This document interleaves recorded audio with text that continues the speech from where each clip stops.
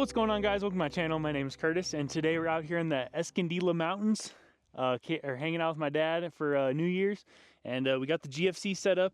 We're gonna go camping tonight, but I want to show you guys the whole build setup, and I'm honestly really proud of the whole camper build. I've been working on it in my new garage with all my nice new tools I got for Christmas and everything. It made everything 10 times easier, but I'm super excited to show you the probably version 1 build out of the camper, because it's probably always going to change. But we got it all set up, and I'm gonna give you a little MTV Cribs tour of my my home outside of home.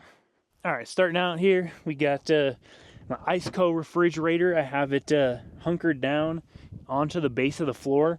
I use 3/4 inch or 1/2 inch plywood to make the floor, and then I wrapped it up in carpet, some marine grade carpet from Home Depot. It was like 20 bucks, wasn't too bad. I've used pretty much all scrap wood to kind of build out the back of the box. A little DIY, pretty much just wood that was laying around my house. And it looks pretty dang professional, I would have to say. Yeah, but we got the carpet all wrapped up. I used some spray adhesive to spray adhesive the carpet floor, which I didn't do on my previous setup in the box. The carpet was kind of lifting up and everything. Use spray adhesive down onto the floor and onto the back of the box here. But I have the refrigerator. You can access it from this side. It's a little more tricky, but on this side and on this side, I don't have a fridge slide. I don't know, I just kept breaking the fridge slides, and all the bolts kept getting loose, and like then the handle wouldn't work. It was just kind of annoying. So I just did a little permanent mount on top of the platform on the floorboards here. And then I recently got this from Iceco and Easy Supplies. It is a beer caddy, so that magnetizes straight to the side of the refrigerator, and then you can put your drink of choice down. And this is Iceco VVL 40 or 35. I don't have the Pro, but the Pro has the Wi-Fi built in. I got this before the Pro came out, but honestly, Iceco is probably the best quality refrigerator that you can buy on the market right now for like camping, overlanding, and all that type of stuff. This one is a little bit heavier because it is a steel construction, so everything magnetizes to it, which I really do like that. I got a Las Vegas magnet from when I went to SEMA, and then Sequoia National Park magnet on there. And use my code DowntimeLost to get yourself a little discount, save some cash for the refrigerator. You can pretty much buy any refrigerator that you want. They have fridge slides. They have a bunch of cool stuff. But Iceco is the refrigerator that I choose. Normally, it's 5-year warranty. If it breaks, they just send you a new one, which is pretty cool. 5 years is a pretty dang good warranty, and they're good about their warranties. Love this. And then coming over here, we have the Roam box. So this just keeps all my camping gear and whatnot inside of the actual box. Camping gear, it's on gas struts. I normally just have one locked so I can reach it, access easy. So that comes up here. It's on a gas strut, like I said. Pretty dang cool. Just all my camping food. It's all, I got my camping and food stuff in there, and like to keep that there. I definitely do wanted to get like the Roam rugged mounts so I could permanently mount this to the side, because it is moving around and everything. I have the little bottle opener on this side, so if I want to crack a beer, it's right there for me.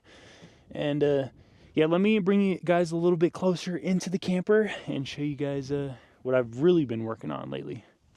All right, so right now we're gonna hop up in the camper, and yeah, I'm tall, but I still need a little stool.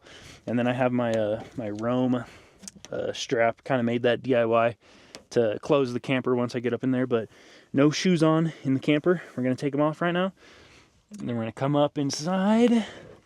Boom, boom. And this is what I've been really working on here, is the box. I'm honestly really stoked on how this turned out. I stained it, and then I put a gloss finish. Kind of messed up a little bit on the backside, but overall it looks pretty dang good. Once the cushions are on top, can't really tell. There's that. I needed to get some better cushions for that, and then got all my patches and everything on here. And then once you open it, I got them on some hinges right here. I do need to do like a different system so it stays open with the cushions on there, but we're working out the kinks. This is the first camp trip with it. But right here is where I keep all of my like blankets and pillows and everything for when we go camping. I didn't wrap the inside with carpet or anything, just kind of left it. And then we come over here is the power bank. Eventually I'm going to put both my Noco batteries inside of this one or this one, because I have the plug charger here that goes into my bumper, but probably put the batteries on this side and then have my inverter on this back wall right here so I can see what I'm doing and everything. Put the controller out on here or something. But right now we just have the IceCo PBL 35 or PB1000. We have the PB1000 power bank inside here. Pretty cool. Wireless charger still works, even though I kind of destroyed the top. It's a 1000 watt hour power bank, and it runs my GFC lights. So I have a early V2. It was made in like 2020, so there's a lot of like issues. Well, a lot of kinks that have been worked out on the new GFC V2 and V2 Pro, but I have, like I said, I have a really early V2. So I had to kind of do a couple things, like the lighting kit. So right now I have the lighting kit all up in here. I do like the way that they mounted all the lights on the V2 and everything. I really do like it. So I have the controls, super easy access right here, and you can change like the brightness level on these bad boys. Then it's got the on-off switch, on-off, and then you can change the modes. So this is like a red, white light. A normal white light and then a red light, which helps with your night vision. So I really do like the lighting kit. So right now I have the downstairs lighting kit all hooked up, but I messed up and I bought the topper lighting kit, and I didn't realize that there was a camper lighting kit also. So I do have the camper lighting kit right here, but I hit up GFC to see if they could send me out the Y connector that connects the bottom stairs and the upstairs, and they did, and that's pretty awesome, because I've had a bunch of things that I've been needing to replace, and I don't know, I don't have a bill number, I don't have like what version it is, right? It's a V2, but it's not a V2 Pro. It's an early V2 from like 2019. There's no badge number on it, no badge number of what number build number it is or anything like that. So I've been emailing them, and they get back to me within like a day and send me out parts that I need, and I really do love that. Like the T-channel seal on here fell out. Previous owner, it was gone, so I got one of the T-seals replaced, and they've just been really helpful. I would have to say the GFC customer service, top notch. I love it, and that's pretty awesome that they respond to me pretty dang quick. And then coming back to the side, I'll be doing a full review on this mattress. This is the Hess Dually 50, and I'm super excited to try this out. Like I said, I had a very early B2 camper, and it was from 2020, I think, or 2019. I think 2020, but that mattress was pretty bad, and you know, it's been through it, and it was probably a lot better when it was brand new. Let's just say, being like squished down in the camper for like 5 years, and being cold and cold hot definitely doesn't help with like the foam consistency. So I did upgrade to the Hess Dually platform, and I'll be doing a full review on that video pretty soon once I camp in it a couple times and everything like that. But yeah, we have the Hess Dually 50 platform mattress, and it feels super nice. I'm excited to camp in it. And then I have some Overland soft goods sheets on it, and these things are freaking nice. It really just makes the camper look super nice and comfortable. Excited to use those pretty soon here. And that's it pretty much for the upstairs. Need to hook up the light, like I said, and eventually do like the carpet roof. But that's next on the list, and we're getting there. So coming downstairs for organization, I have this really nifty Overland Gear Guy pouch. So like I can put my keys in here if I want. So I can put a drink up in there, a water bottle, my Zins. Put that there. I actually won that through Gaumont and Overland Gear Guy for the Christmas giveaway. And honestly, it's all made in America. It's got like a really, really nice construction, and it's actually like a back seat organizer, but I kind of just have it right there right now for inside storage. You can put your little patches for like what goes here and what not. And yeah, this is really, I really do dig this little storage system. And then coming over to the GFC upgrades, I upgraded to the GFC billet mounts, and these things look freaking nice. As a fabricator, I appreciate the attention to detail on the machine work and everything. Like, this is super nice.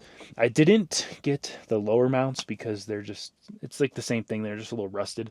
I could pull them off and paint them on one of these days, but right now we just have the upper mounts, which was a must need for. So it was a must need for the actual like clamping system.